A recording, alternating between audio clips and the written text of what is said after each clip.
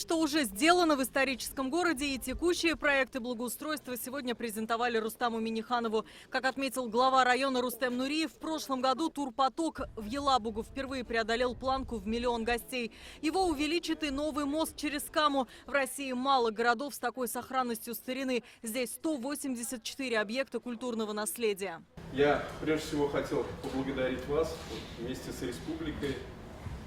Под вашим руководством мы участвовали в нескольких проектах, которые за последние годы несколько улучшили нашу ситуацию здесь с точки зрения городских пространств и вообще элементов исторической части. Раис Татарстана отметил, Елабуга – один из культурных центров республики. Нужно поддержать динамику развития. Он ознакомился с благоустройством пешеходной улицы Гассара, которую обновили впервые за 10 лет. Осмотрел строящийся сквер памяти тружеников тыла. Озелененное место для жителей города. Капремонт ждет и мемориал памяти, возведенный в 1995 году. После реконструкции список погибших в Великой Отечественной елабужан дополнит имена героев СВО. Рустам Минниханов возложил цветы к вечному огню. В общем, вот так выглядела территория до благоустройства.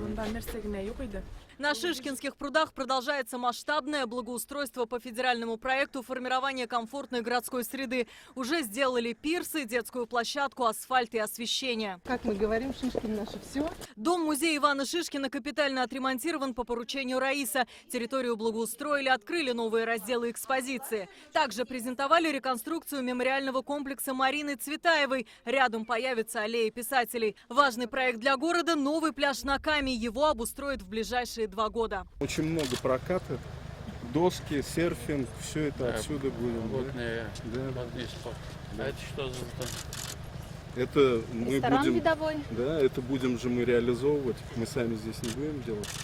Реализовывать здесь, да, рестораны, спа. Рустам Минниханов осмотрел здание клуба банковских работников, дом купца Емельянова и другие объекты культурного наследия. По ним уже определены инвесторы.